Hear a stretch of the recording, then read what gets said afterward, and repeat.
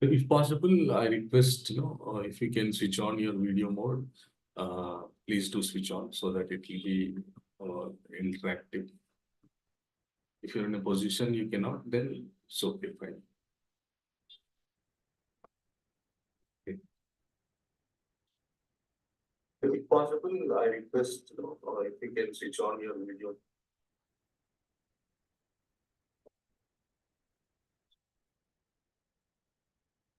Okay. So, the story of Bhishma Pitamaha, I mean, the glories of Bhishma Pitamaha.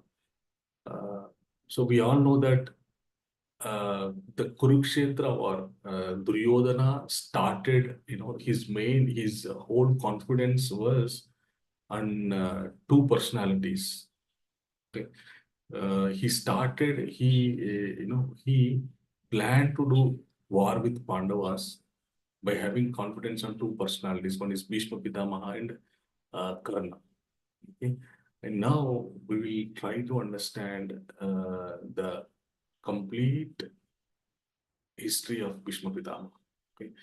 So long back, there was I am also giving references from the other sources also, okay, with which we can understand the background of his birth to his death. Okay, so long back there was a assembly which was scheduled in Brahmalok. So Lord Brahma scheduled a assembly, okay, with all remaining devatas, okay. And the agenda of that assembly, the meeting was uh, how to implant bhakti in the human society, in the material world. So this was the agenda. So all the great personalities, they assembled together to discuss this and to come up with the different ideas how we can implant bhakti in the human society. Then to that arena, uh, Mother Ganga visited. She also was an attendee, and she came to that arena. And when she came to that arena, immediately, wind blew. So, and when she came, she was so beautiful with white garments, okay, and she was very much attractive.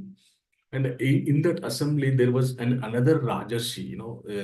A king is called Rajarshi when he does lot of penance, and when he follows dharma, and when he tries to understand the spirituality.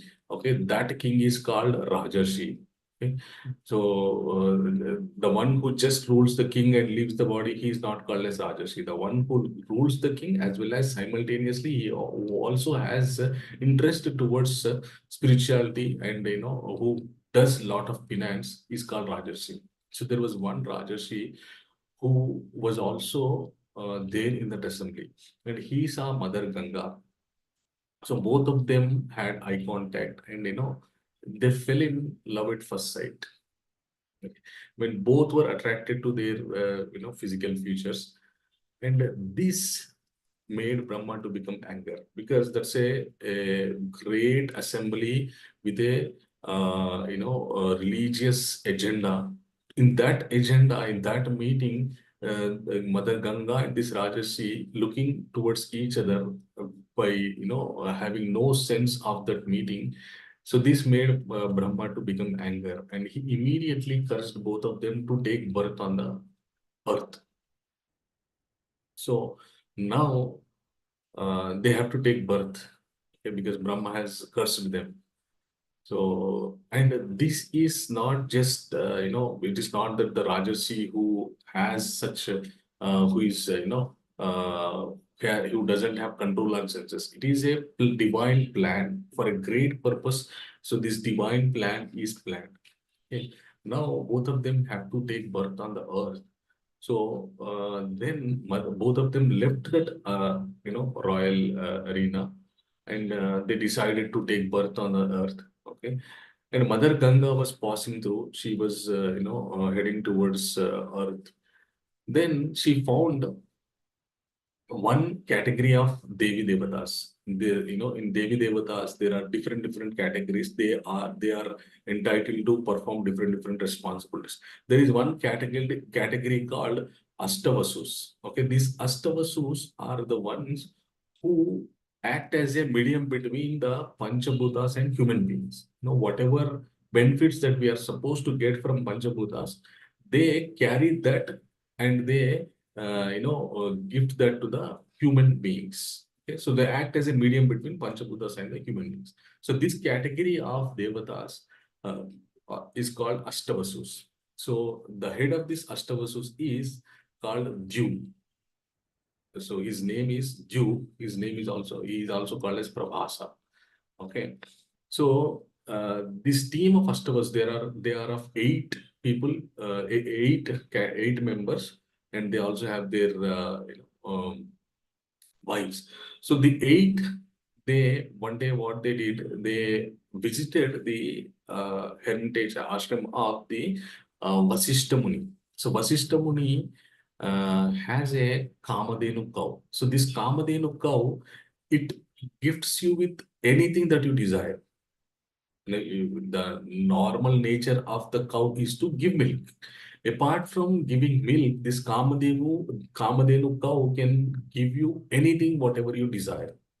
Okay, so it's a auspicious cow which came out when the uh, churning of the Mandara mountain was happening for the sake of the nectar. Okay, so this cow was maintained by Vasishtam.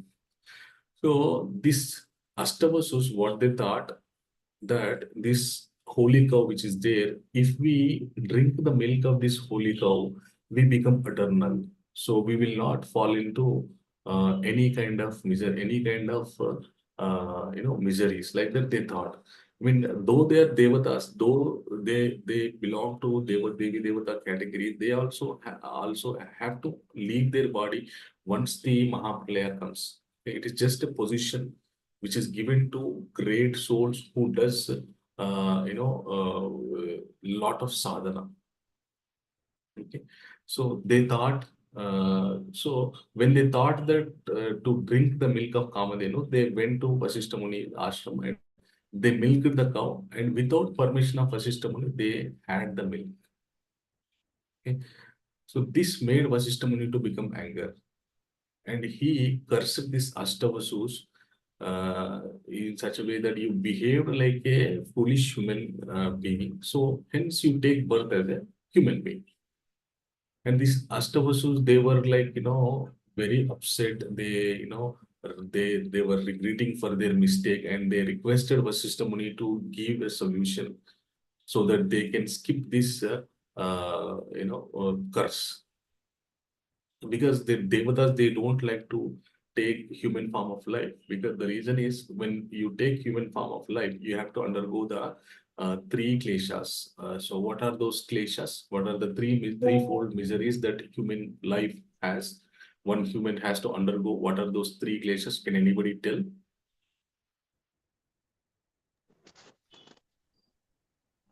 अधिभौतिक आध्यात्मिक Yeah, Adidaik. Aditya. One. आदिदैविक. Okay.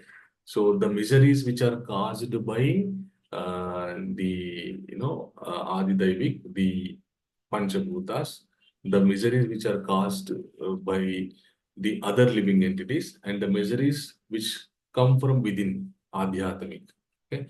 So sufferings to body or sufferings to mind, these are called Adhyatmic miseries. So one has to undergo these threefold miseries if they take human form of life. So they were afraid of that and they requested for a solution. Then Vasistha Muni said that, see, amongst 8 of you, uh, 7 of you carry less sin, because the leader of the leader of you is Dew.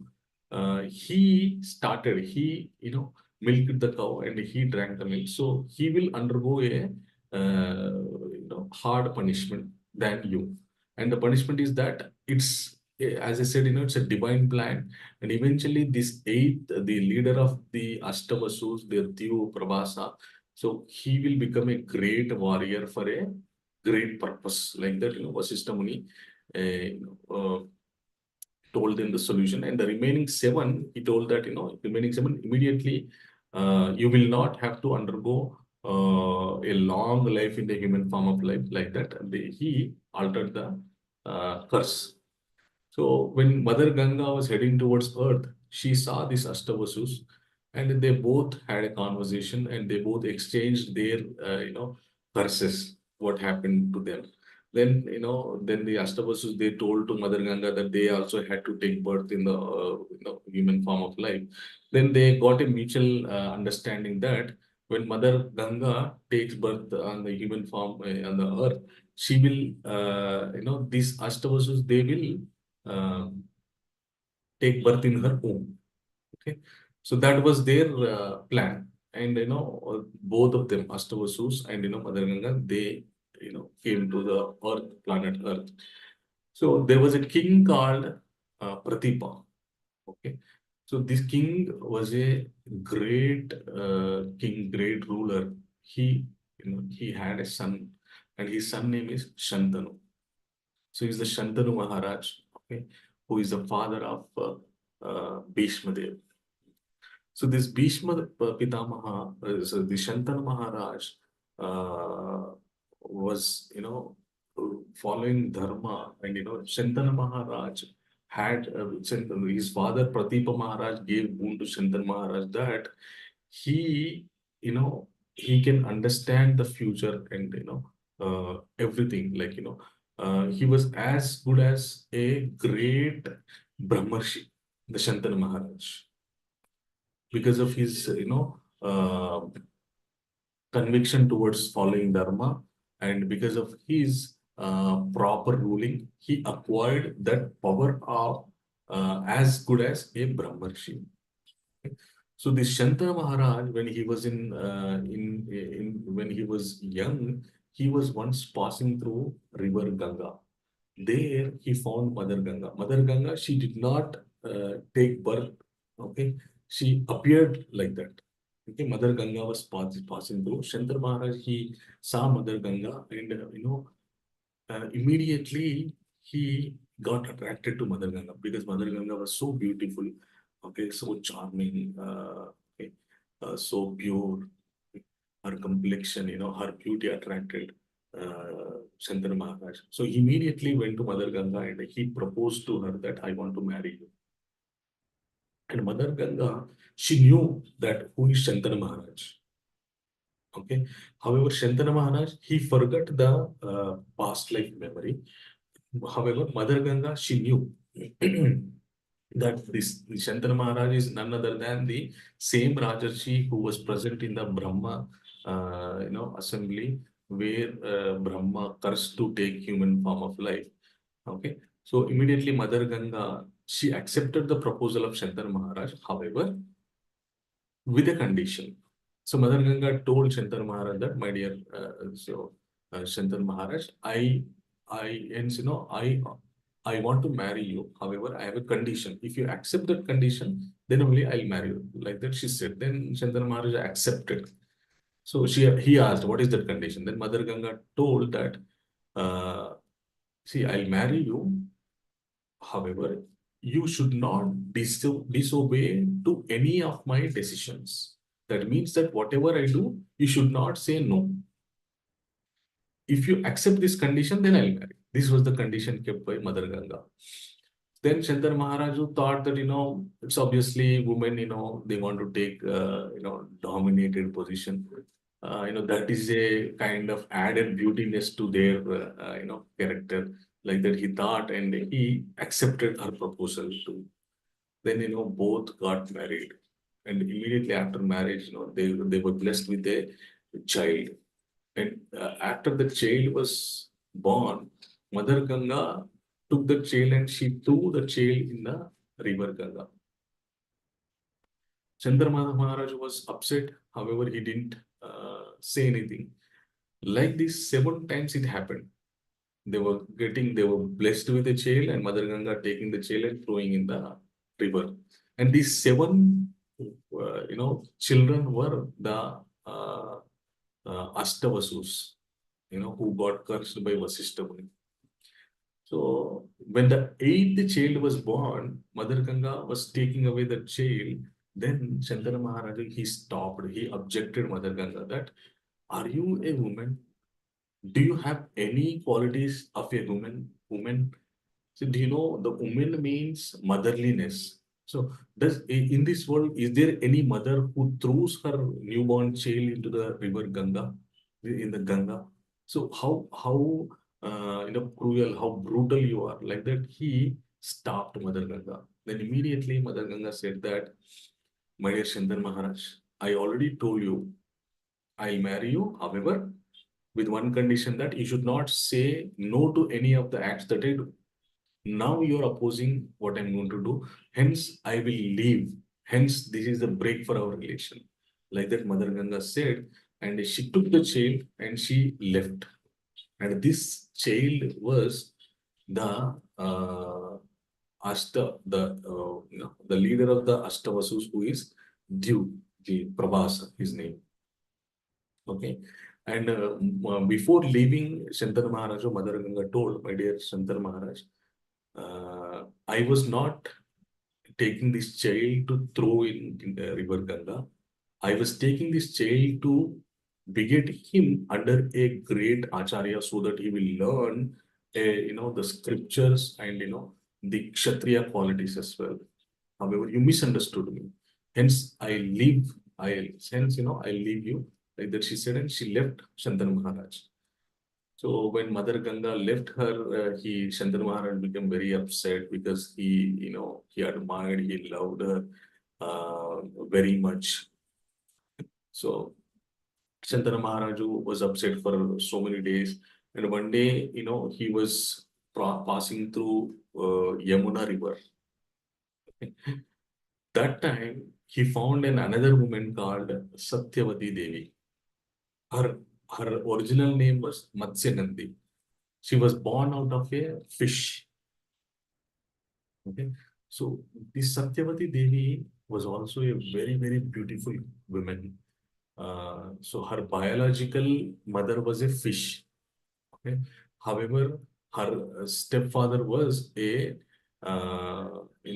name was Dasharaj, who was a, kind of leader to, the fishermen, community of fishermen. Okay. So once this Dasharaj was, fishing, he found a huge fish, and when he, cut her womb, then this baby came out of that fish. Okay, and along with her, there was a male child in that fish. So the male child was taken by the king who was ruling that area, and the girl child Satyavati Devi was taken care by Dasharaj. So he begot her. And Satyavati, Shantanu Maharaj, he saw Satyavati Devi and he was attracted to Satyavati Devi and he proposed her that he wants to marry. And Satyavati Devi said that I don't have any problem. However, you need to talk to your father. Okay. So these were the conversation happened between Shankar Maharaj. Now, uh, you know, Mother Ganga, she took the Vasu, Dew, okay, the Ashtavasu, one amongst the Vasu, Dew. She brought him and she made him a great warrior. And before meeting Satyavati Devi, Shantana Maharaj, you know, he he met this boy who was begot by Mother Ganga. And when he saw this boy, Shantana Maharaj was able to find his features in this boy. He was somehow feeling the fatherliness towards that boy. And he started inquiring about this boy, and he found that he is none other than his own son. Okay, and he was trained under Parshuram, and Parshuram is one of the Shakti incarnation of Lord. Okay, so Mother Ganga, she came and she introduced this boy to Chandar Maharaj, saying that, my dear Chandar Maharaj is your son, whom I took away from you. I kept him under the guidance of Parashara. Parshuram, okay, Lord Parshuram. So he was trained under Lord Parshuram. Now he is fit to take your position. He is fit to become your successor, like that Mother Ganga introduced Shantanu Maharaju. Uh, okay.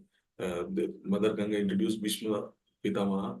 So he was named as Devavrata. So Mother Ganga introduced Devavrata to Shantanu Maharaj. Okay. Then Shantanu Maharaj, from that time, so he was taking care of Devavrata. Okay, and he was even ready to make Devavrata as the next successor of Shantanu Maharaj. Okay, when he had that plan and when he was wandering at the river of Yamuna, then he found Satyavati Devi and he, presented his proposal. However, Satyavati Devi, she did not, she didn't say no. However, she said that you talk to my father. Then Shantanu Maharaj, he went to the Dasharaj, the stepfather of Satyavati Devi, and he told that, no, I want to marry your daughter. Then Dasharaj said that, who are you and all this. Shantanu Maharaj introduced himself and they got to know each other.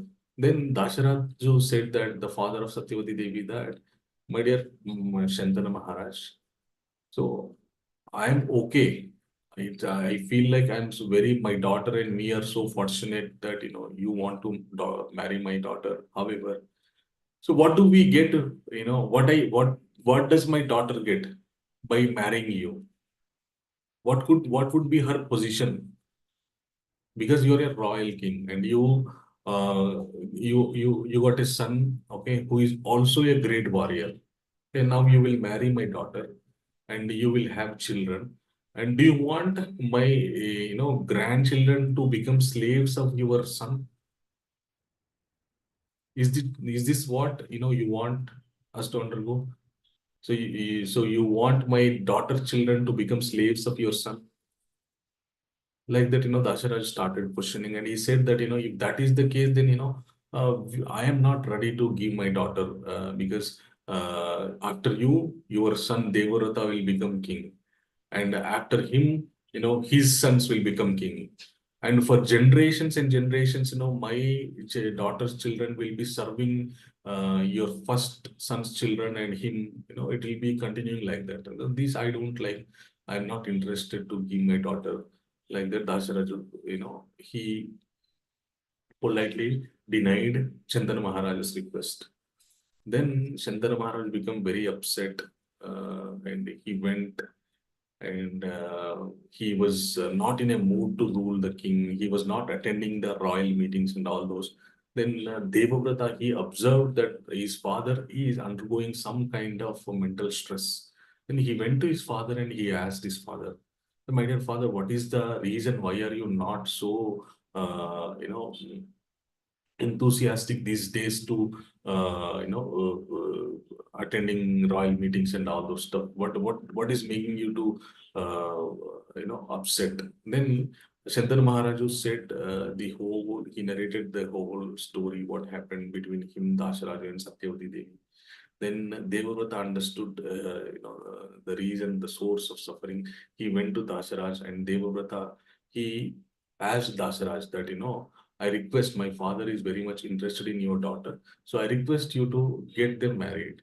Like that, Devavrata requested Dasharaj. Then Dasharaj immediately replied, say, I have no objection in getting my daughter married to your father. However, so what is that we have to undergo after my daughter gets married to your father? No, she has to become slave of you, and her children has to become slaves of you. So they don't get a chance to rule the kingdom, right? So we don't like this, like that Dasharaj said. Then, Devrat said that, oh, is that the reason? Then, I'll do one thing. I will not become the successor of my father. Whoever, the children of your daughter will become the successor of my father. So after my father, I'll make them to rule the kingdom. Like that, Devrata told to Dasharaj. Then Dasharaj said that, so you are a noble person, aligned to dharma. However, there is no guarantee that your children may also follow what you said. if they, disobey your order, and if they try to fight with my daughter's children, what could be the consequence? Again, since they are your children, you will definitely, side them. Then again, they will not be able to win in the fight. So I have confidence on you, but in the future, if you we get children, then if your children starts fighting with my daughter's children, then again the same situation will come up, that we have to become slaves to you, like that Dasharaju said. Then Devrata said that not only I sacrifice, not only I give up the royal throne, I also give up family life. Hence, I will take a vow that I will not marry. I will be a celibate for my whole life. Like that, he took a vow.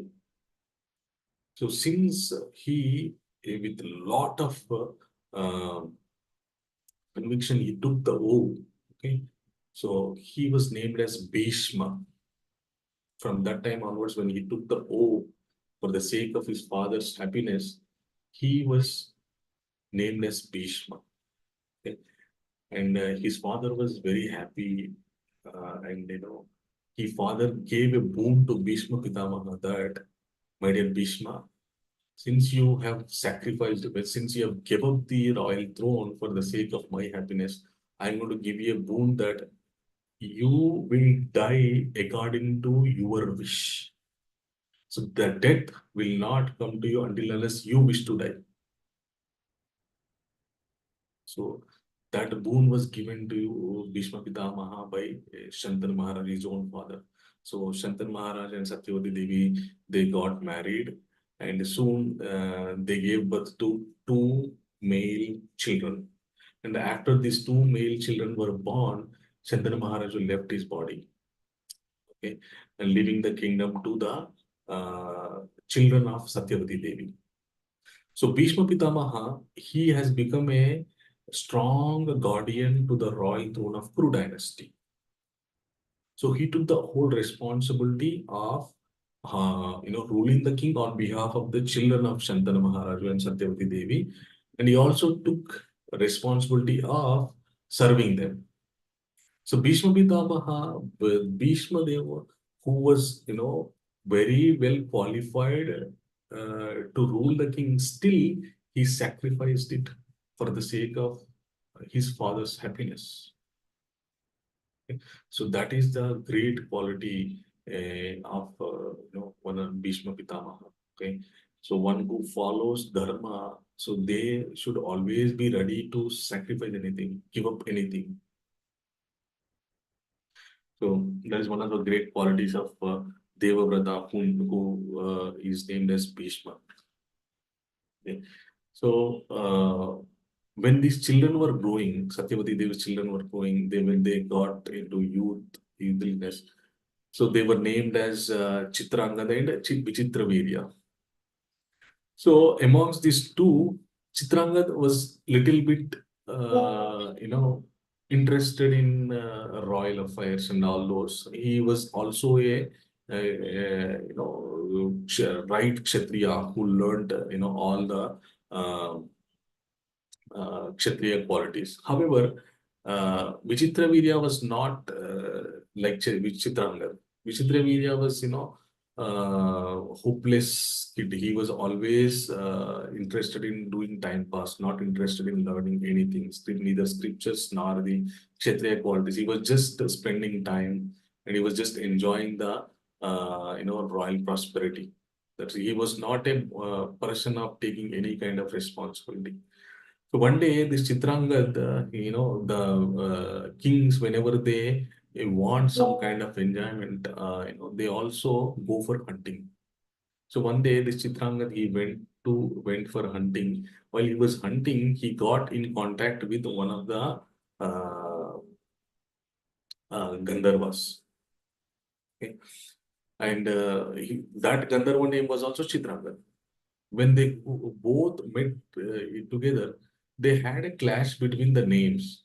Either you continue as Chitranga or I continue as Chitranga. So they both were not ready to give up, and they started fighting. And in that fight, Chitrangada lost his life.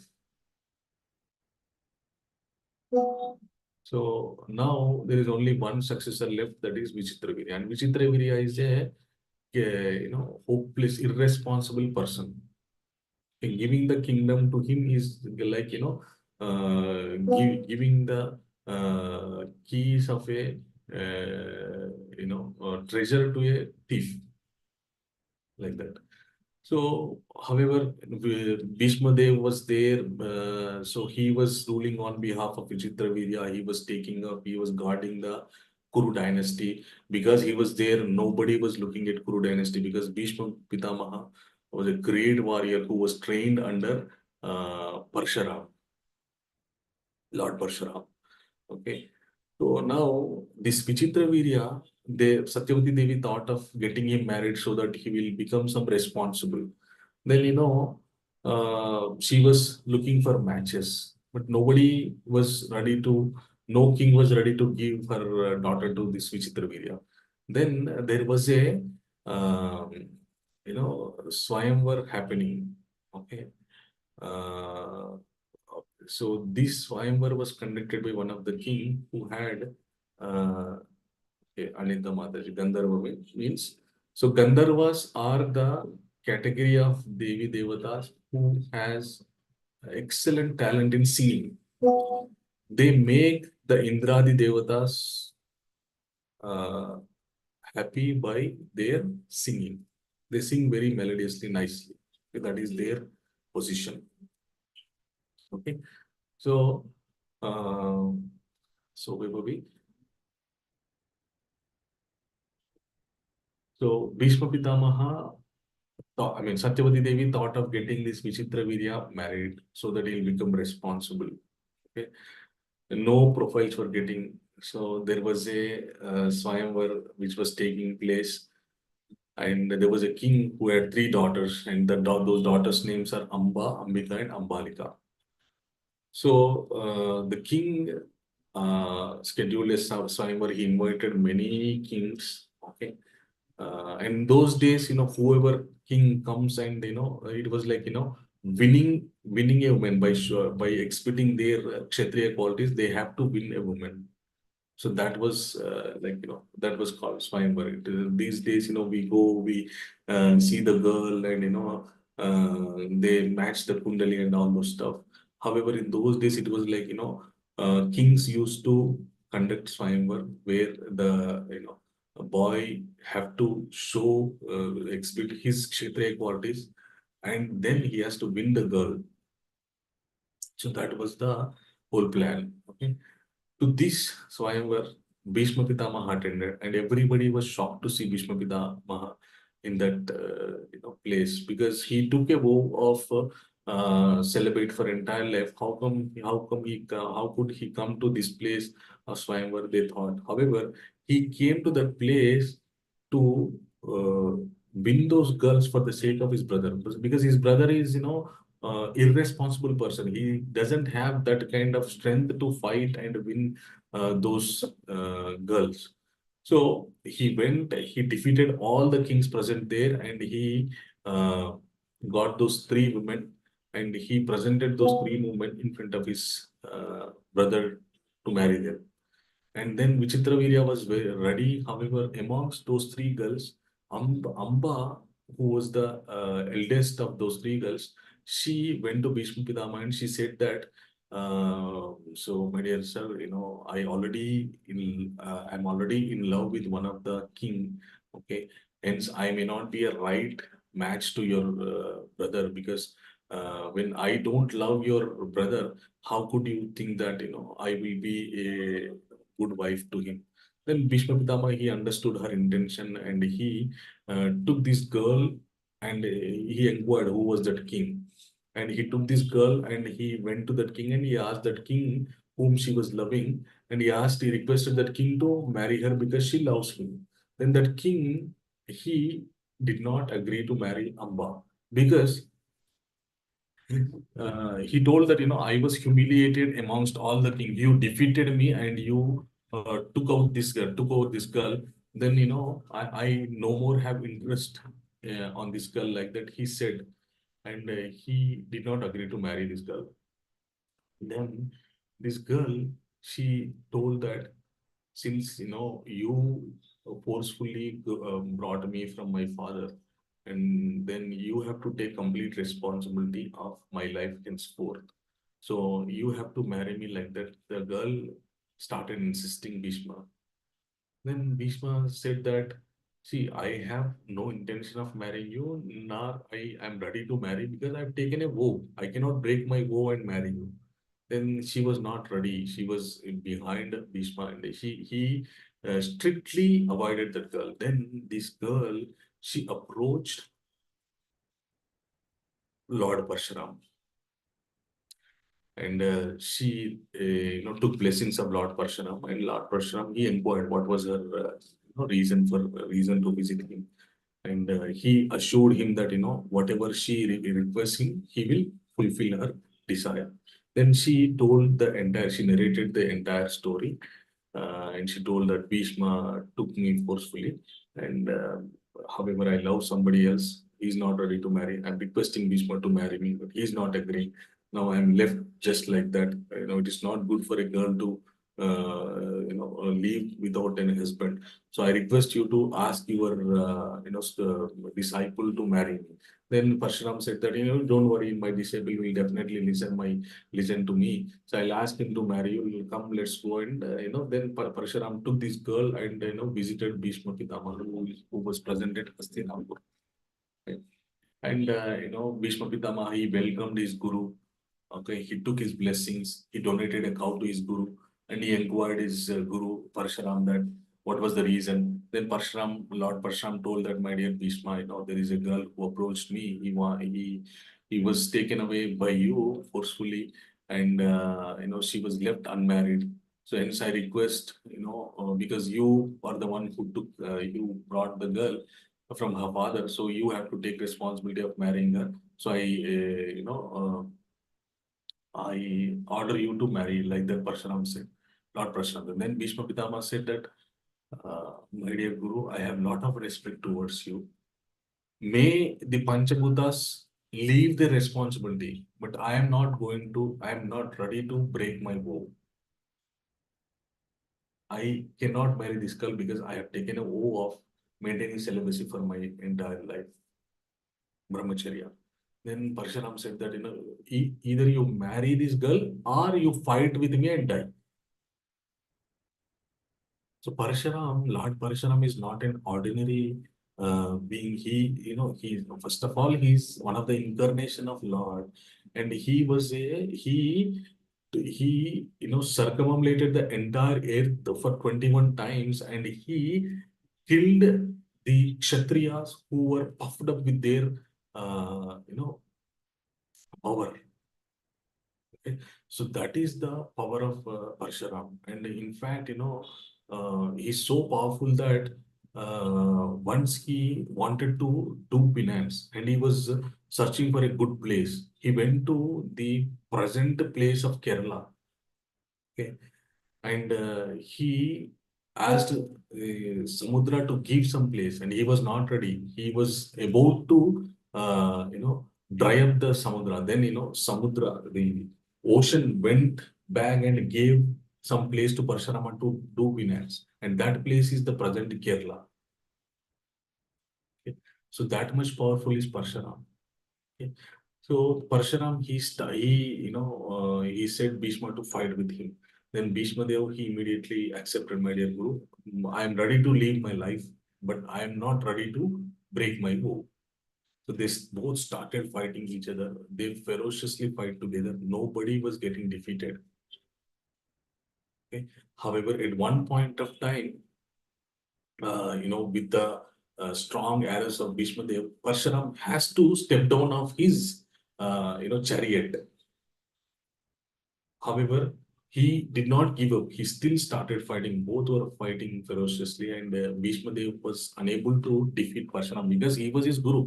However, Parshuram was also unable to defeat Bhishma Dev, because Bhishma Dev had lot of respect towards his guru. Daily before he was going to start the war, he used to take blessings of his guru. Though he was fighting with his guru, he went to his guru and he bowed down, he took obeisance, he paid obeisance to his guru, and then he used to start fighting with his guru. So that was the mm, humble nature quality of Bhishma Dev. And they were fighting very ferociously. And one day, uh, so he, he thought he had a weapon, he had an arrow called, Vishwakarma arrow, with which if he shoots that on anyone, they will faint for one whole day. So he thought of shooting that arrow onto Parshuram, Lord Parshuram. And that is nothing but, if one faints on the battlefield, it is nothing but they are dead. If Bhishmadev shoots that arrow, Lord Parshuram will definitely faint, and the consequence of that is it is nothing but he killed his own guru. And Bhishmadev went to that extent, and that then immediately the great personalities like Narada, Jamadagni, the father of Parshuram, everybody came, and they, Narada Muni and others, they spoke to Bhishmadev and they reminded him, my dear Bhishma, you are crossing the limits of Dharma, or do you want to become the cause of, your guru's death?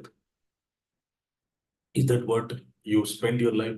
Is that the reason why you're following Dharma? Like that, they spoke to Bhishmadev. Then Bhishmadev realized, and he did not, shoot that arrow. And then, Jamadagni from this side, Parshuram side, Jamadagni, the father of Parshuram, he, convinced, he compromised Parshuram that, my dear Parshuram, you know that, Bhishma has taken a vow. How could you insist your student, your disciple to cross his vow? This is not right.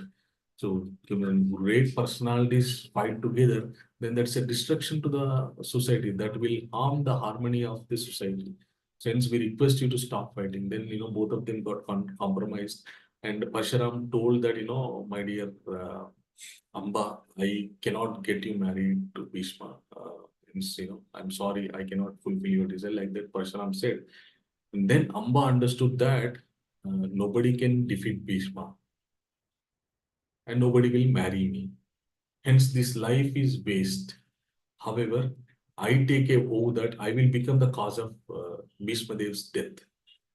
So she left her body. I mean, she did lot of penance, and you know, uh, before leaving her body, she did lot of penance, and she did lot of penance to Skanda Subramanya Swami. And Skanda is the army general of Devatas. Okay. And she requested Subramanya Swami that, I want to, kill Bhishma. Then Skanda said that, Lord Subramanya said that it's not possible to kill Bhishma. However, I will give you one thing. I'll give you a garland. Okay. Whoever wears this garland and fights with Bhishma Deva, they will win. Like that, Subramanya Swami, Skanda said. Then she took that garland and she approached many kings. Nobody was ready to fight against Bhishma, because Bhishma was following dharma. So everybody was admiring his celibacy and his righteousness. So nobody was ready. Hence, she again, did penance.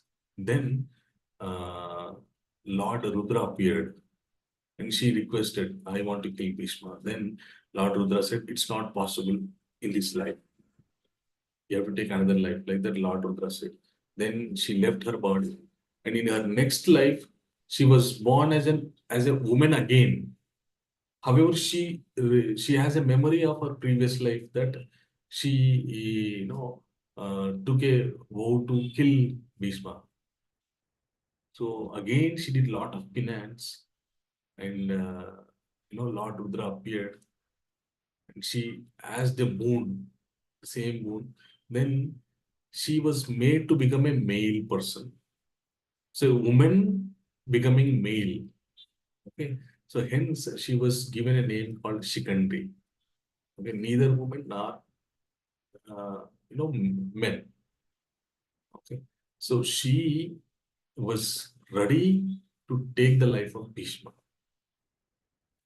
And here Bhishma Pitamaha, so he was guarding the royal throne of Kuru dynasty, and Vichitravirya was just doing time pass with his newly married wives, okay, Ambika and Ambalika.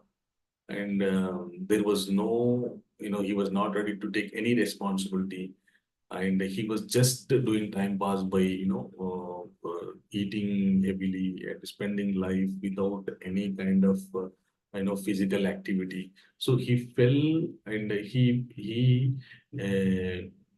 he suffered he suffered a disease. Because of that disease he had to leave his life before begetting children.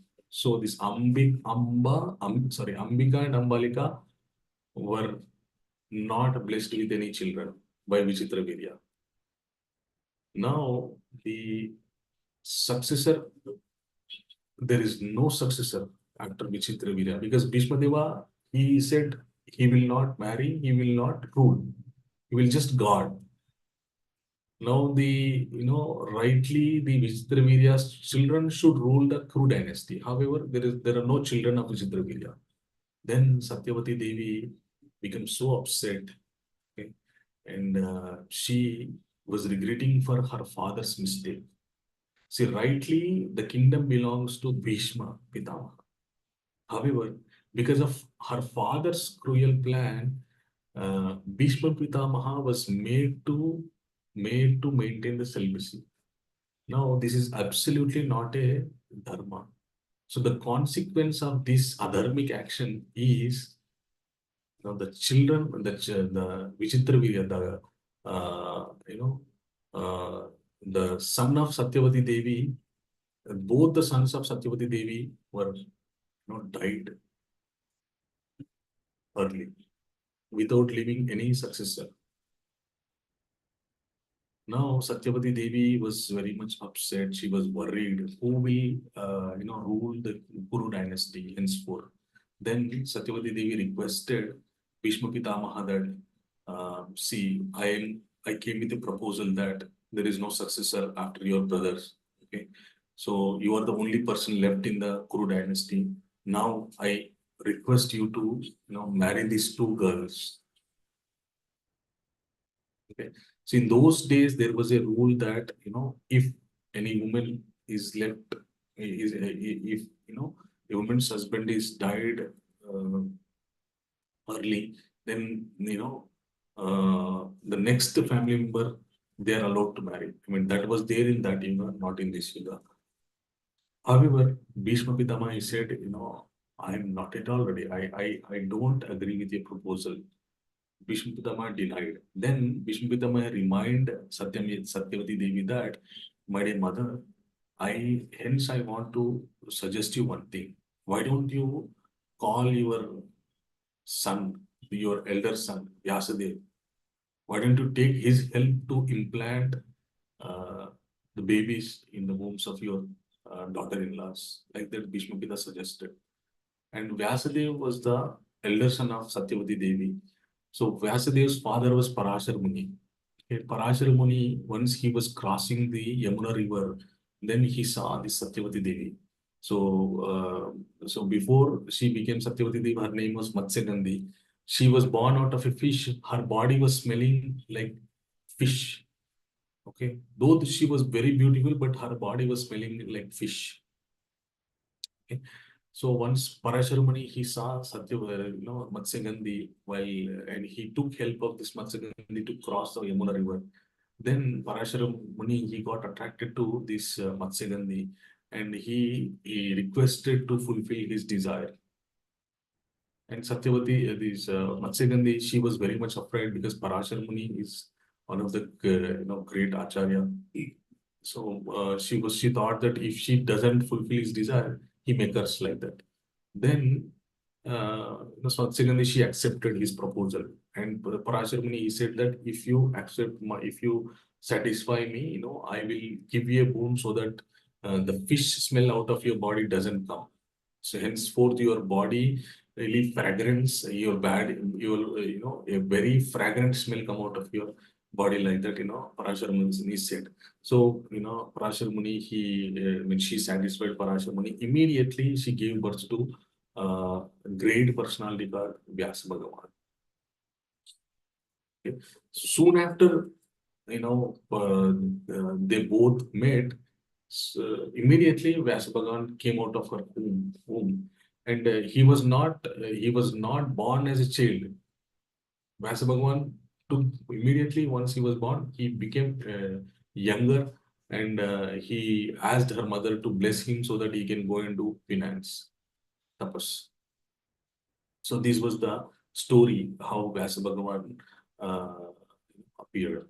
So Bhishma Pitamaha, he requested her mother to call Vyasa Bhagavan. Vyasa Bhagavan came, and so when Vyasa Deva was leaving her mother, he told that, my dear mother, whenever you are in need of me, you just mentally meditate upon me. I will come and I'll help you in whichever way you want me. Like that, Vyasa Bhagavan, he gave a word to her mother. And then immediately Satyavati Devi, mentally she called Vyasa Bhagavan. He immediately appeared. And Vyasa Bhagavan, with a huge, I mean, he was a huge personality with a lot of beard and, great physical personality. He was charming, he was glowing. Okay. And then he came and he asked Satyavati Devi, my dear mother, what was the reason for why did you call me? Then Satyavati Devi told that, your brothers' wives were left with no children. Hence, we don't have a successor for this Kuru dynasty. I want you to implant seed in their wombs. So with the Niyogi process, Vyasa Bhagavan immediately he implanted, he met with Ambika and Ambalika. Okay. So one of the girl, Ambika, she was afraid of Vyasa Bhagavan, looking at his, physical appearance, and, looking at his saintly, ambience. She was afraid and she closed her eyes, because of which she gave birth to a blind child, visually a disabled child. And he met with another girl, and Ambalika, and she was when you see something very very shocking, our facial experience expression would be something like, you're looking at something which you never saw. So with that facial experience, she met with Vyasa Bhagavan, because of which she gave birth to another child, and the child was very, very, so his complexion was white, whitish, and Vyasa Bhagavan, he again met with one of the dasi of these two women, and to that dasi, another great personality, he was born. He was Vidura.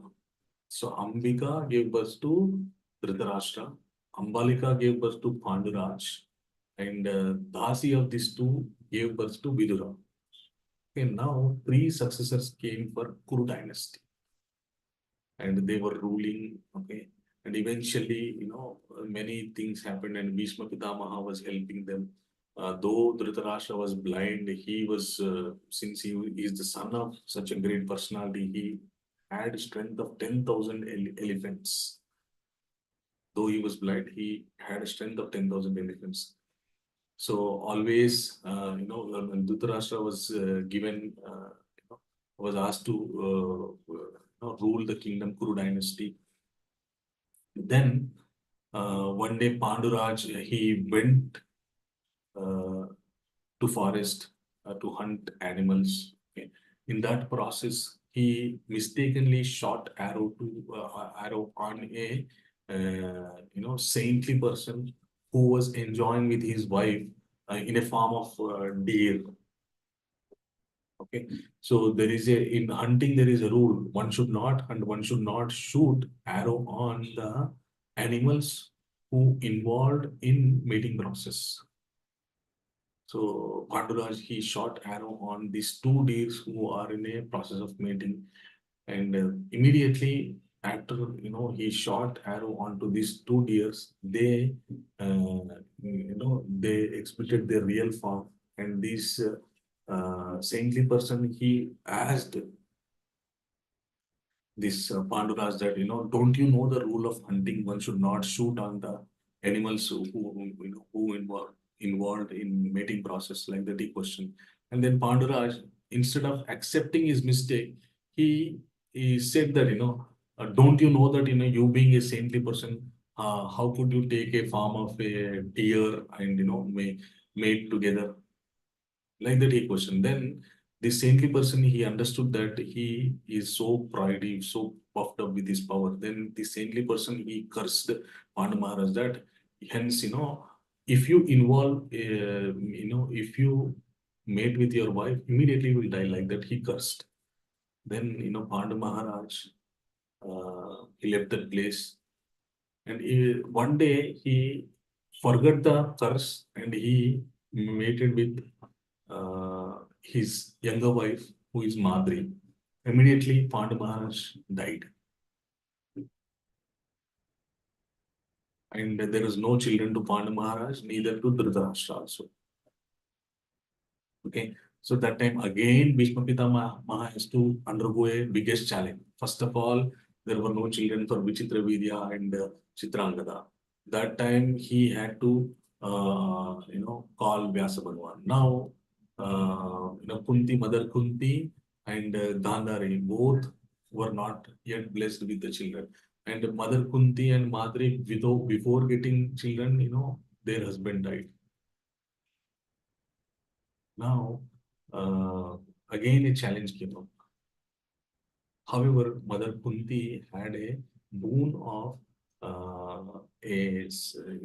mantra with which she can call any devata and ask for a child. So she meditated upon that mantra, and she called one after another, different devatas, and she got blessed with the Pandavas. And when, first child was born to Mother Kunti, who is Yudhishthira, who was the Amsha incarnation of one of the incarnation of Lord Yama.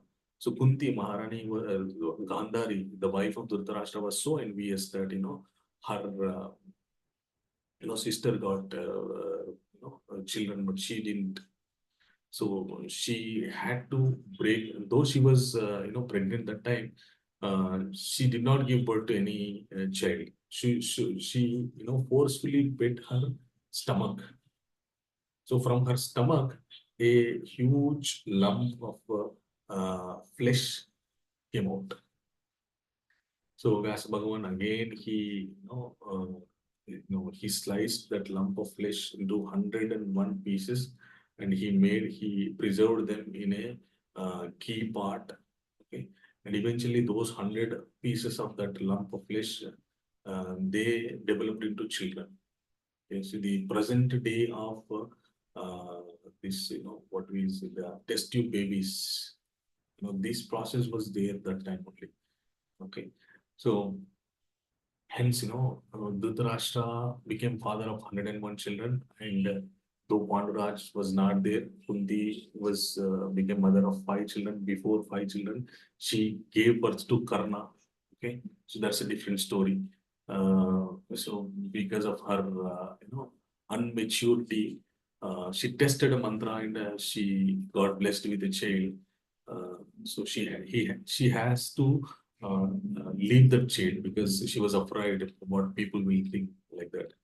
So now again the successor came, and these Pandavas and Kauravas, though they are brothers, okay, so they never had a proper understanding between them, because from the Kaurava side the culprit was Duryodhana. And Dhritarashtra Maharaj, though he was posing as a very pious person, very humble person, but intentionally he never had an intention to give out the throne to Yudhishthir Maharaj, because Yudhishthir Maharaj is the eldest one amongst the Kuru dynasty after Panduraj and Dhritarashtra. So rightfully the emperor of Kuru dynasty should be Yudhishthir Maharaj. But Dhritarashtra never had an intention to give the chance to Yudhishthira. Hence he and his son both didn't have never followed Dharma. So they started, doing differences between them. And Bhishma Pitamaha was very much upset with these kind of misunderstandings. And one day, Duryodhan he involved in disrobing Mother Draupadi. Okay, and that time, though Bhishma Pitamaha was present in that place, he could not stop that, because the reason why Bhishma Pitamaha could not stop the disrobing of Draupadi is that he took a oath to guard the royal throne. That means that nothing but he is a slave to the royal throne. He cannot take any decision. Whatever decision taken by the king, the emperor, he should follow that. So he was, though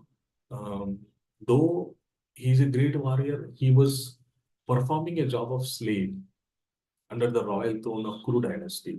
So he could not, stop that act. And when Mother Draupadi asked Bhishma Pitamaha that why don't you stop this brutal act, then Bhishma Pitamaha, she asked Bhishma Pitamaha that, my dear Pitamaha, please tell me what is the right. Do you think that what they are doing is right?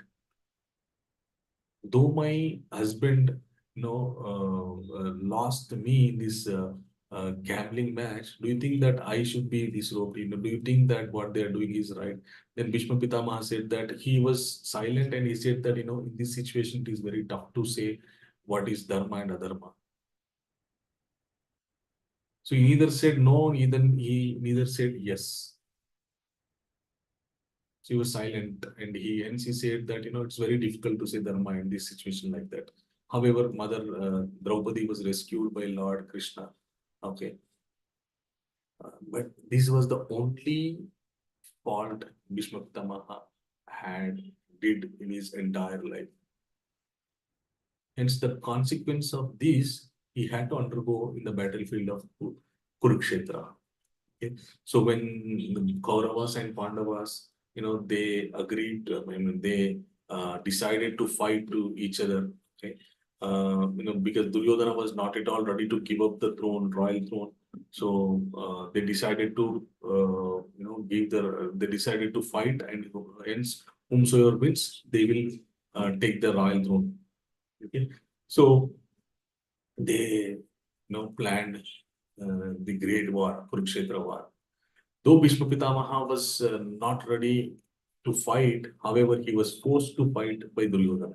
So the Duryodhana's entire confidence was on Bhishma Pitamaha.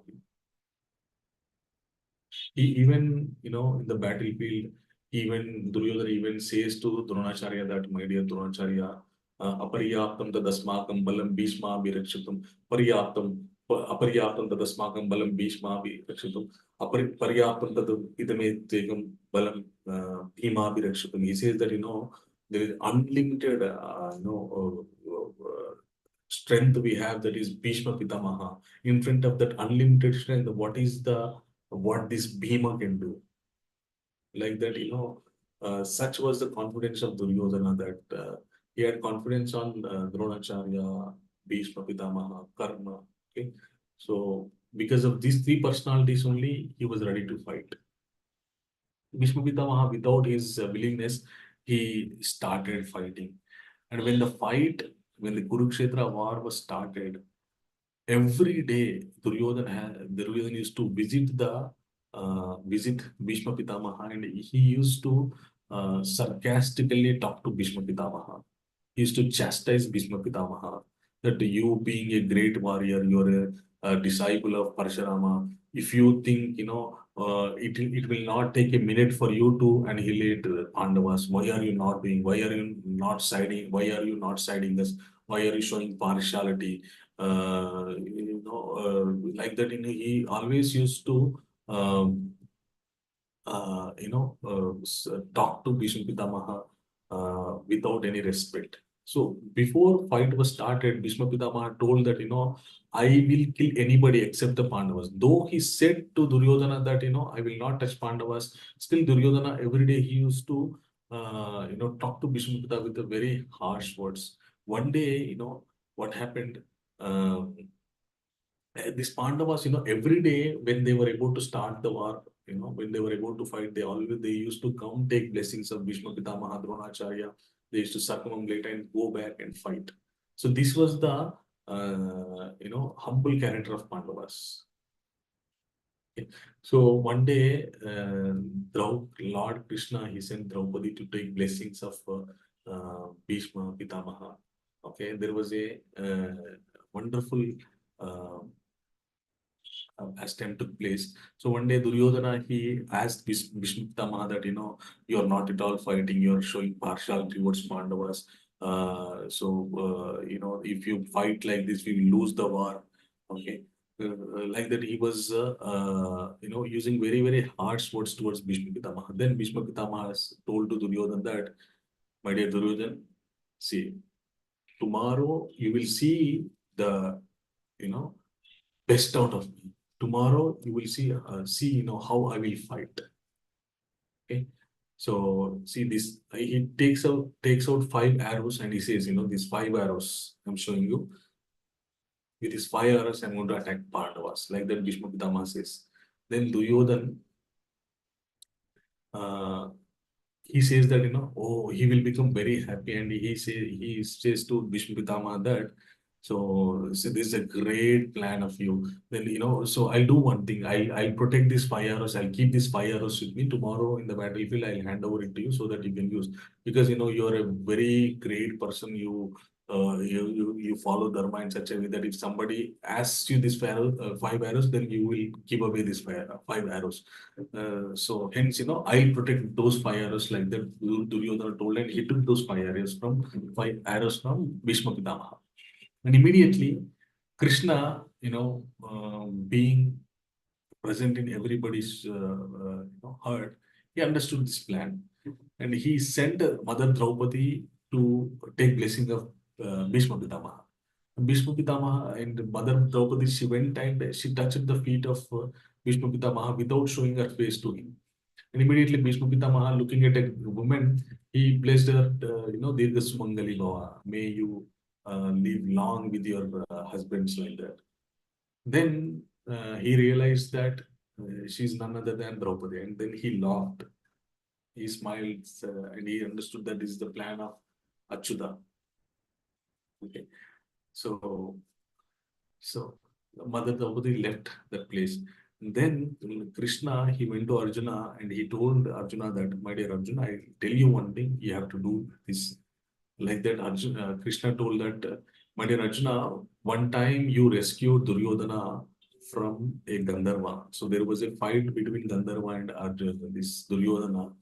So Duryodhana lost, and even his close friends, Karna, Shakuni, they all left him, and they left him to Gandharva, and they ran away from the place, where this Gandharva and Duryodhana were fighting. So there was one situation where, Duryodhana wanted to humiliate Pandavas when they went to the forest. So Duryodhana went to that place where Pandavas were living. So he wanted to show off his, royal opulences and make them feel bad. However, that place where, Duryodhana halted belongs to a Gandharva. And he came and he argued with Duryodhana, hence, fight developed between them. And Gandharvas, they are very strong compared to human beings. So they both started fighting. In this, Gandharva shot at such arrows that everybody panicked and they ran away except Duryodhana. And these Gandharva, they captured Duryodhana and they were taking away Duryodhana. That time, somebody from his army, Duryodhana's army, came and told to the Yudhishthir that your brother is being captured by Gandharva and they are taking him away. Then Yudhishthir Maharaj ordered Arjuna to go and rescue Duryodhana.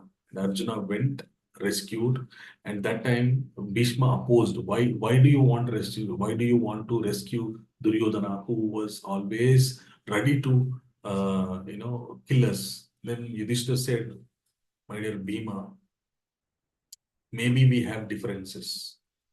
When somebody comes to fight with us, we are 106. If we have differences between us, then we are 101 and 101 one side and 105. However, for outsiders, we are 106 brothers. So you go and rescue Duryodhana like that. He told to Arjun. Arjun went rescued Duryodhana. That time, Duryodhana, in his whole life, he did a wonderful thing.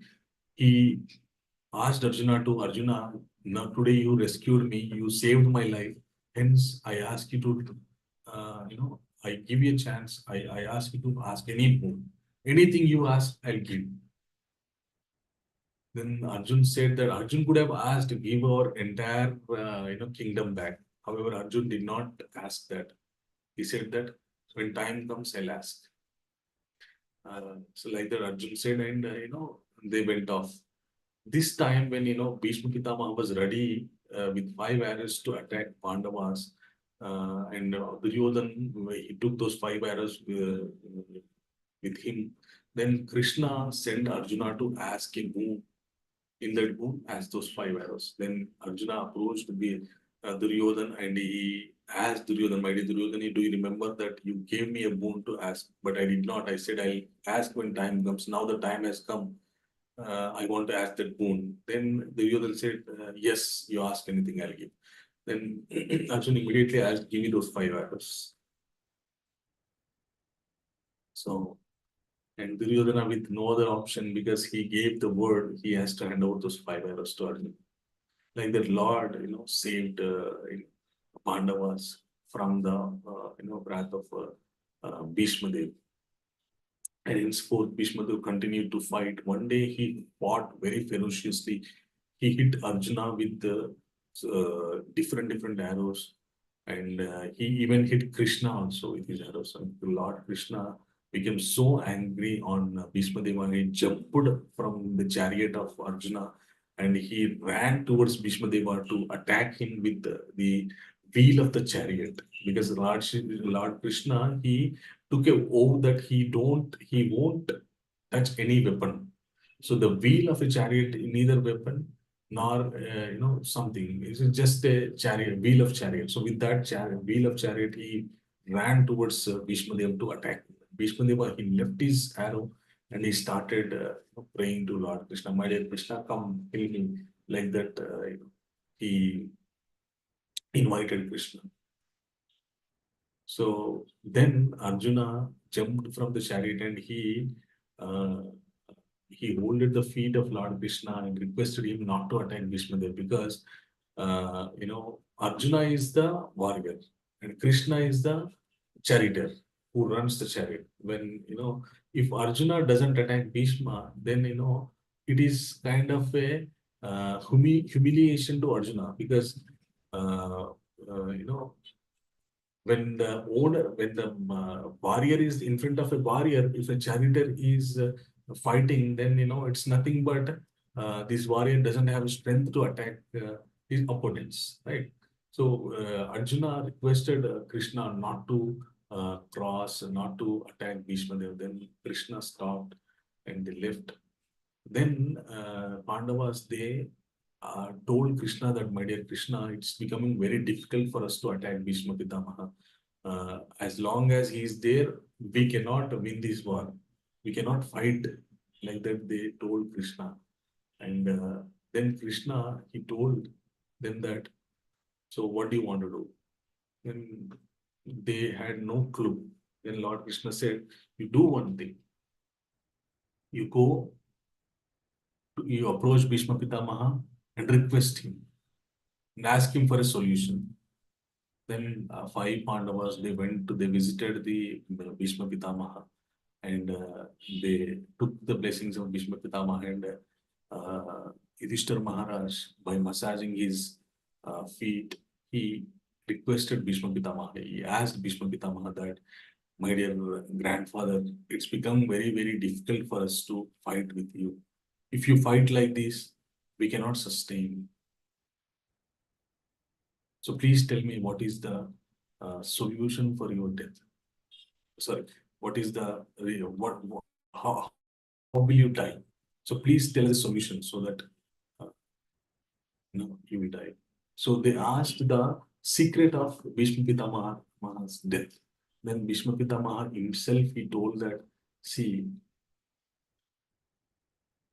not only you, anybody cannot attack me as long as there is a bow in my hand. Because he's a proven warrior, because he fought with his own Guru Parshuram, who is the incarnation of Lord. It was difficult for Parshuram to defeat Bhishma Pitamaha. So what to speak of others? So he told that it was nobody can defeat me as long as I hold a bow in my hand. So you have to make sure that you attack me when there is no bow in my hand. And there are few instances where I leave my bow. And those instances are, if a woman is fighting, I don't fight. If a person who is neither woman nor man comes onto the chariot, I won't fight. And if somebody, running out of the battlefield, I won't fight with them. I'll stop fighting. I'll leave my bow. And if somebody's flag on their chariot falls down, then also I don't fight. So these are the instances where I leave my bow. You are great warriors. You don't bring any women to fight with me. And your flag on your chariot will never fall as long as Krishna is there. Okay? And you are not such freaky, people who run away from the battlefield. So the only option that is left is in your army, there is a person called Shikandi, okay, who is waiting to kill me, whose reason for birth is to kill me. So you bring that Shikandi and make him stand in your chariot. Then I will not fight. And you shoot arrows onto me like that. The secret of his death is being revealed by Bhishma Pitamaha to Arjun and Pandavas. The next day, they got Shikandi. They asked him to stand. And Bhishma Pitamaha left his bow. And Arjun and Shikandi shot some arrows. And Arjun also, he also fired arrows towards Bhishma Pitamaha in such a way that there was not even a centimeter place left in his body. His entire body was, pierced with the sharp arrows. And Bhishma Pitamaha, from his chariot, he fell down. Okay, and the arrows that were, pierced into his body, and those arrows become a bed for him. However, his head was leaning back. And everybody that day in that battlefield, they got to know that Bhishma Pitamaha fell down. Everybody stopped the war. They came to Bhishma Pitamaha where he fell, and they were, everybody was crying because Bhishma Pitamaha was grandfather of Kauravas and Pandavas. In fact, he was the uh, caretaker of both because Dhritarashtra was blind. Okay, he can't do anything. And Pandraj was died. Bhishma Pitamaha appointed Dronacharya. Bhishma Pitamaha took care, of Kauravas, Pandavas. Okay, Bhishma Pitamaha made sure that these children of king they learn all the knowledge and they beget the Kshatriya qualities. He was the whole and soul for Kauravas and Pandavas. So when this great soul fell down in the battlefield, everybody assembled there, and his head was leaning, and he asked for few pillows so that so that they support his head. Then immediately Duryodhana and his team, they brought some arrows bringing from the chariots. Then Bhishma laughed at them and he said that, my dear Duryodhana, you don't know what kind of arrows should be given, what kind of pillow should be given to a warrior in the battlefield. Arjuna knows that, like that Bhishma Pitamaha said, and immediately Arjuna shot few arrows and he made a pillow with arrows under the head of Bhishma Pitamaha. And Bhishma Pitamaha was about to leave his body. However, there were some talks in the crowd that, that time when Bhishma Pitamaha was, Bhishma Pitamaha fell down, that particular time was Dakshanayana. Okay. So in a year, in a Hindu year, the Hindu year is divided into two portions. One is called Dakshanayan and one is called Uttarayan. Okay. So Dakshanayan is the period where the Lord goes to sleep. Okay. So Dakshanayana starts from the Nirjal Ekadashi and it ends on Vaikuntha Ekadashi. Okay. So Lord takes a nap. Okay. During that period. Okay, that's the reason that period is called Dakshanayana. And when Lord gets up from the sleep after the Vaikuntha Ekadashi, from that time onwards, the Uttarayana period starts. Okay. And in Gita, Krishna says that, Agnir Jyotir Rahu Shukla Senmasa Uttarayanam Tatra Preta Gachando Brahma Vidojana Dhumo Ratristata Krishna Senmasa Dakshanayanam Tatra Preta Gachante. Those who die in the Uttarayana period, they attain the heavenly planets, and those who die in the Dakshinayana period, they doesn't attain the heavenly planets. They again have to take birth. However, Shukla Krishna Gati Hedi Ekya Nivritim Anyaya Vartate Punaha. And Krishna says, for a devotees, nothing to worry. Those who surrender to Krishna, for them, Shukla Paksha, Uttarayana, Dakshinayana, they don't decide their, journey. It's their devotion decides. So for those who are not in a process of devotional life, those who not completely surrender themselves to Lord, for them, this applies, like that Krishna explains. However, for Bhishma Pitamaha, it is already reserved. His place is already reserved. However, just for the sake of normal people, he told that I haven't died yet. So I'll wait until the Uttarayana period comes. When the sun enters into the Makara Rashi, then I'll leave my body. Like that Bhishma Pitamaha says. And till today, till the Ratha Saptami day, he waits. And that was yesterday, Saptami, yesterday.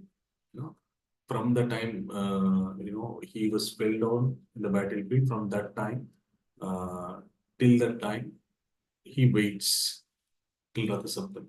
However, in this year, there was an Adhika Mas. That's the reason, there is a one extra Hindu Mas. Okay. Usually, the, Vaikuntha Ekadashi comes somewhere in the end of the December or starting of January, like that. Okay.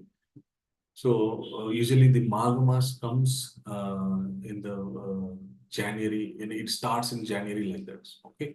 So this time, so this day, after the Ratha Saptami, something the Ashtami day is when Bhishma Pitamaha started withdrawing his senses. Okay. From today to next Ekadashi, which is called as Bhishma Ekadashi, which is also called as Jaya Ekadashi. So till these 5 days, he started withdrawing his senses. Okay. And on Ekadashi day, he left his body. So he said that those who leaves Ekadashi, those who leave their body on Ekadashi day, they attain Vaikuntha planet. So when Bhishma Pitamaha was, fell in the battlefield, he requested that he will meditate until the Uttarayana period comes, and he decided he kept the Murta for his departing. Okay. And meanwhile, Pandavas won. They defeated Kauravas. And after, Kauravas were defeated, Yudhishthira Maharaj was very, very upset because of the brutal war, which was the cause for crores of people. Okay. Uh, so Yudhishthira Maharaj was very much upset. Then Krishna asked Pandavas to approach Bhishma Dev and inquire from him different dharmas. So there is a complete section in uh, Mahabharata, Bhishma Parva. Okay, so in that, and Bhishma Dev, he reveals the secrets of dharmas to Yudhishthira Maharaj. And Bhishma, he laying on the deathbed, he had no, strength in his body to speak also. However, Krishna gave him strength to speak. So looking at Krishna, Bhishma Pitamaha started talking to all of them who were present at that place. And after he spoke different dharmas to Yudhishthira Maharaj, he started glorifying the Lord with 1,000 names, which is famous, which is the famous Vishnu Sahasrama Stotra, which was recited by Bhishma Pitamaha on his deathbed, glorifying the Lord. And he departed from his body and he entered into the Vasudeva's form, emerged into the Vasudeva's form.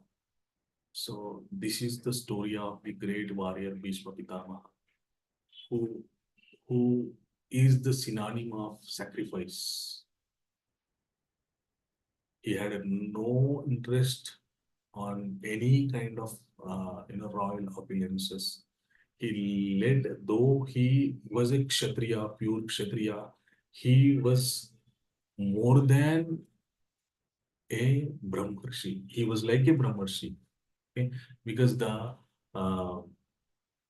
whatever knowledge which was told by Krishna, how one should live without expecting or without expecting anything out of the actions that they do, the true yogi life Bhishma Pitamaha led. That's the reason it is very, very important to understand the sacrifices of Bhishma Pitamaha, who is a inspiration personality. He is a inspiring personality in the Mahabharata. Okay? So that's all. Here I want to stop. So sorry, it took some time. However, just wanted to convey the entire history of Bhishma Pitamaha so that. Thank you. So if anybody has any questions, can ask. So we discussed about the entire life history of Bhishma Pitamaha, the reason for his birth and the reason for his death, and in between what happened, everything we discussed. Yes, Geeta Mataji. Hare Krishna Prabhuji. That was a very good session, Prabhuji. You learned got to know so many things about Bhishma Pitamaha. But many questions also came. Just I'm asking some. You said that on the day of Ashtami, he started leaving the senses and till Ekadasi, right? Almost 5 days, right, Prabhuji? To leave to depart from the body. So did it take 5 days once when he started losing the senses? Yeah. So he has a power to withdraw his senses. So usually, Ekadashi is called an auspicious day. One who leaves their body on Ekadashi, they enters into Vaikuntha planet. Okay? From Ashtami Tithi to Ekadashi, it is 5 days. So fifth day is the Ekadashi. He waited for Ekadashi. He immediately didn't leave. I mean, since he has a power to leave whenever he want, so he waited until Ekadashi and he left. And in that, so in Astanga Yoga process, those who enter into the samadhi stage. So they follow these yama niyama process, yama niyama, asana, ahara, pratyahara. So there are eightfold processes are there. They undergo that. And when they undergo each and every process, they get control on their senses. So our senses are very much mingled with the material world. However, it's not with the yogi. So he withdraws his senses from the material world, and he, places them at one place, and he departs from the Brahmarandra, this place which is there, the forehead place. People say that there is a small mind which is present. You should not beat here. So the place is called Brahmarandra. So one who departs, one who withdraws his entire consciousness places by placing, you will get that, process in the sixth chapter of Bhagavad Gita. So with that process, with that yoga process, they withdraw all the consciousness from their body, they place it in one place, and they depart from the uh, forehead, Brahmarandra.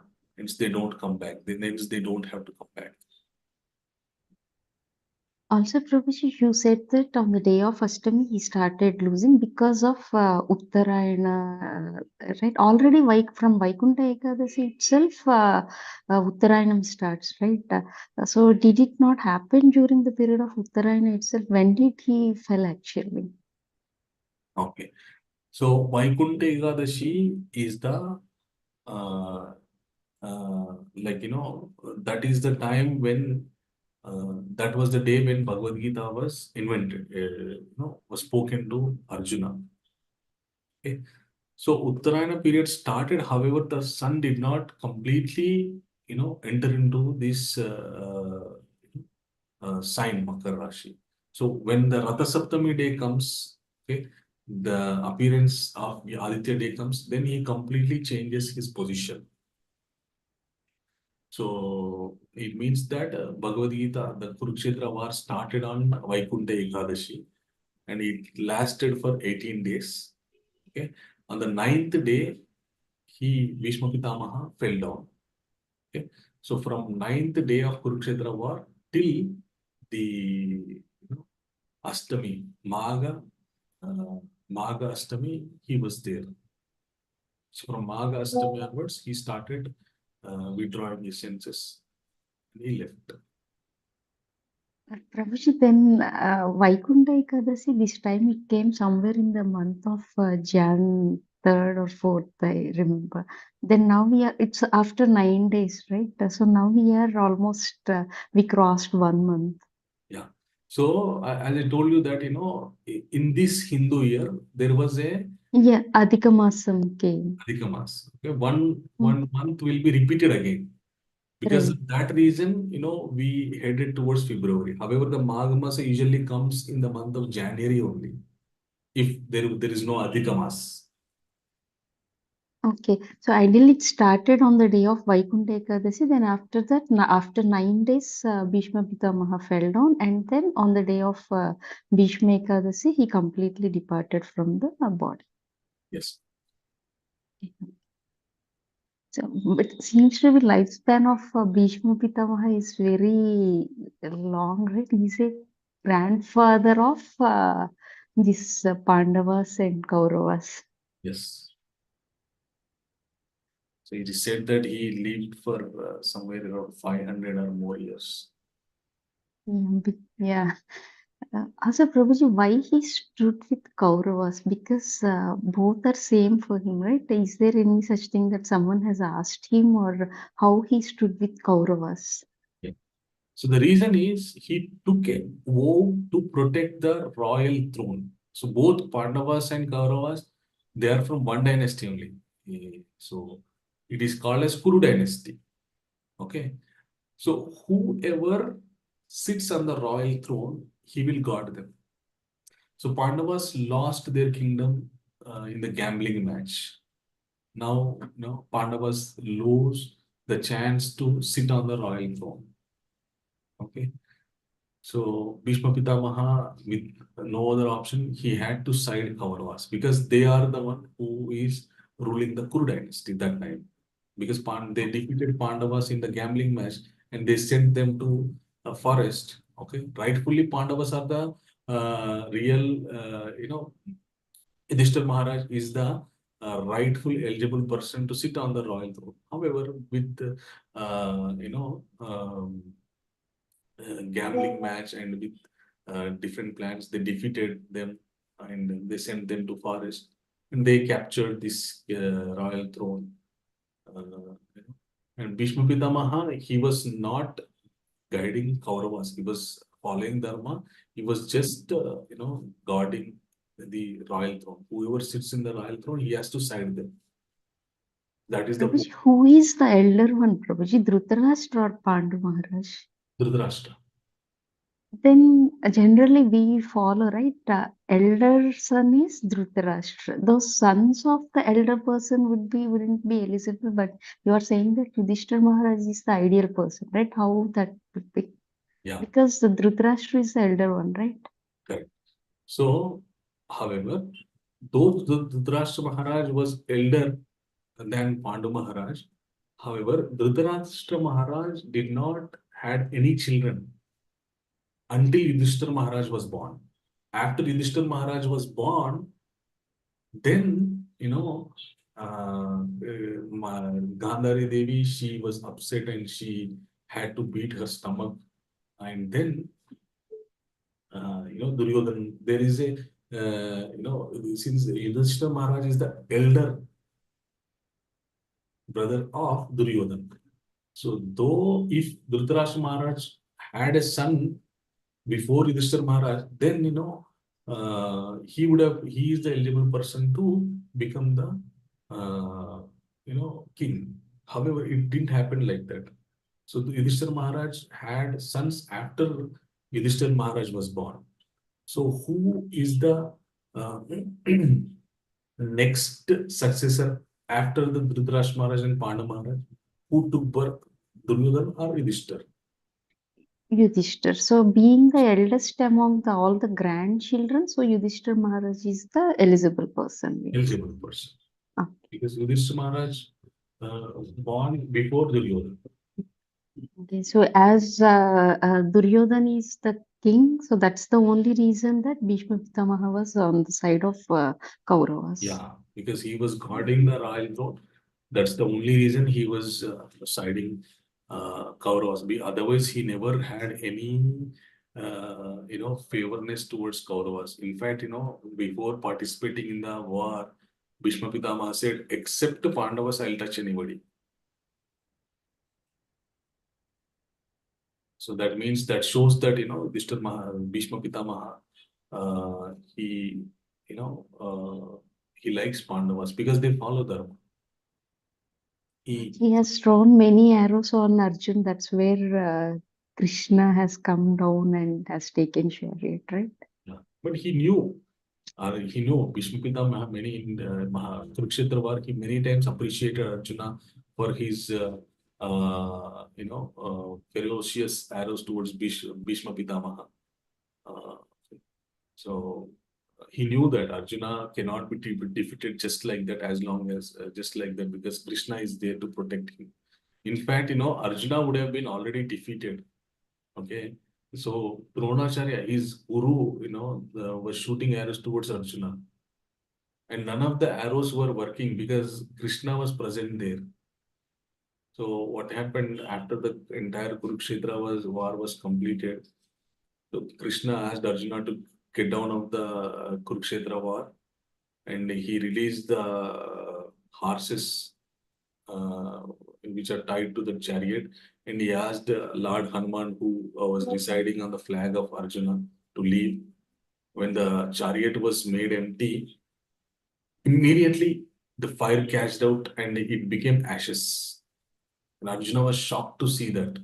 He asked Krishna, what happened, Krishna? How could this chariot, sustain this entire fire, and now how could this become ashes immediately? Then Krishna said, do you think that you were protecting you?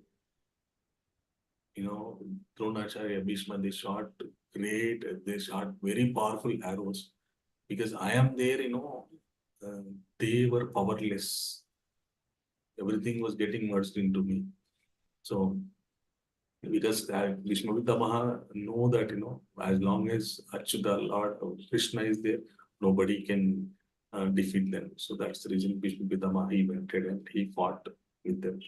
And Krishna also, he was not against to Bhishma. He know that Bhishma Pitamaha was following Dharma. Though he was siding Duryodhana's, but he had no other option. He is the slave of the Kuru dynasty, so he had to fight.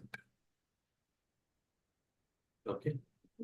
Yeah, Prabhuji, one last question. Yeah. When Sikandi has come into the picture, then Bhishma Pitamaha has left the bow, as he said that he will not hold the bow. Yes. So then, is it right for Arjun to throw arrows when the other person, when the opponent person left the bow?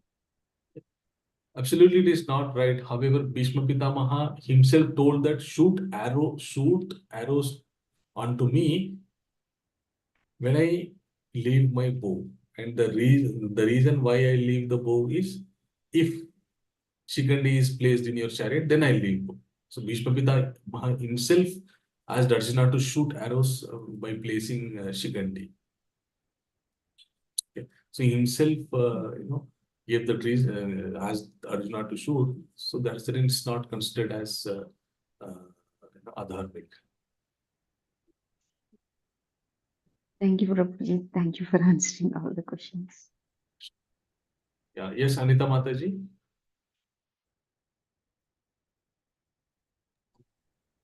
Hare Krishna, Prabhuji. Hare Krishna Mataji. Prabhuji,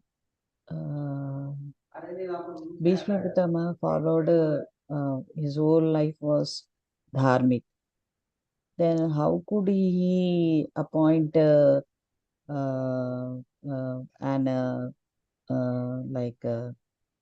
what we say, a blind person on a throne? How could he appoint Duryodhana? Yeah, not Duryodhana. What is the other name? I don't. Dhritarashtra. Dhritarashtra. Yes. Because Dhritarashtra Maharaj is the eldest among the Pandu Maharaj. In fact, Pandu Maharaj was made the emperor of Kuru dynasty because Dhritarashtra Maharaj was visually disabled. Okay. So, however, Pandu Maharaj with very humble and with very humbleness, he requested Dhritarashtra Maharaj to continue as an emperor. So Pandu Maharaj was very, very pious king. He requested Dhritarashtra Maharaj to continue as a king, though he is blind. Pandu Maharaj said that, my dear brother, you please rule the kingdom. I will assist you. Me, Bhishma Pitama, everybody will assist you because you are the eldest successor of Kuru dynasty. So it is their understanding between Pandu Maharaj and Dhritarashtra Maharaj, their understanding because of which Dhritarashtra Maharaj was made king. Okay. It's not that Bhishma Pitamaha suggested. Not only Bhishma Pitama suggested, but any other person who suggested him to be on throne like that. I didn't understand your question, Madhu. I am asking that, Prabhuji. Bhishma Pitama didn't suggest it. Just now you told. Who is the person who suggested him to be on the throne? Pandu Maharaj. I mean, they made Pandu Maharaj as the emperor of Kuru dynasty because Dhritarashtra Maharaj was visually disabled. Because a king cannot, a visually disabled person cannot rule the kingdom. It will be difficult for him to rule. That's the reason the chance was given to Pandu Maharaj. However, Pandu Maharaj, being a pious king, he did not accept. He requested his brother to continue and he will assist him. Okay. Thank you, Prabhuji. Welcome. So anybody, any other questions? Okay. So can anybody tell any one point that was very much inspiring from the Bhishma Pitamaha's life? Shall I, Prabhuji? Yeah, go ahead, Mother. We should always follow the path of Dharma, whatever may be the circumstances. Thank you. And another thing, anybody wants to share anything else?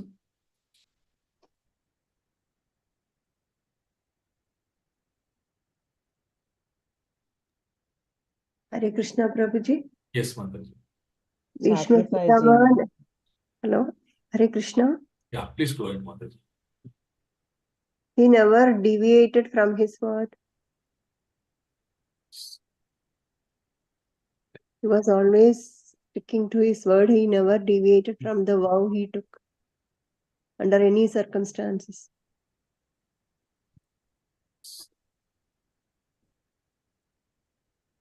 So, Bhishma Pitamaha, the story you have explained, it's not the story, it's the real one.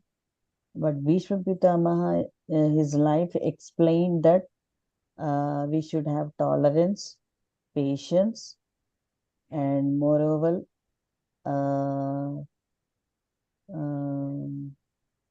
what is that word? I am not getting. Whatever may be the circumstances, he sacrificed his whole life. he stick to his vow. Oh, yeah. And another thing that we need to understand is, if you desire for something which is not rightly belongs to you, you will have to undergo severe consequences. Like Dasharaj, he requested his grandchildren to be the successor of Kuru dynasty, which, rightly they don't deserve to become the successors of Kuru dynasty. Okay. However, he requested, he insisted, but hence, the sons of Vichitra Virya, the sons of Satyavati Devi, Vichitra Virya, Chitrangad, they had to leave their life early. So if you desire for something which is not real, which you don't deserve, then you will not get it. You somehow I have another will be question, taken out. Prabhuji. Yes, Mataji. Prabhuji, like the question is like this, Prabhuji, like if Krishna wants to give everything to Pandavas, then he could have stopped Draupadi Vastaharnam. No? Then Yeah, why did he not stop that one? Because everyone was on Bhishma Pitama was there, and Yudhishthir was there, and everyone was there. So why couldn't he stop? He rescued, right, Mataji? He was the one who rescued. Yeah, he rescued. But you're telling that he could have stopped. Why could he wait until, she prayed? Until that incident came. So the reason why he waited, it means to see, to understand the dharma of different people, different personalities present there. That is one thing. Second thing, uh, God doesn't punish anybody just like that. Okay?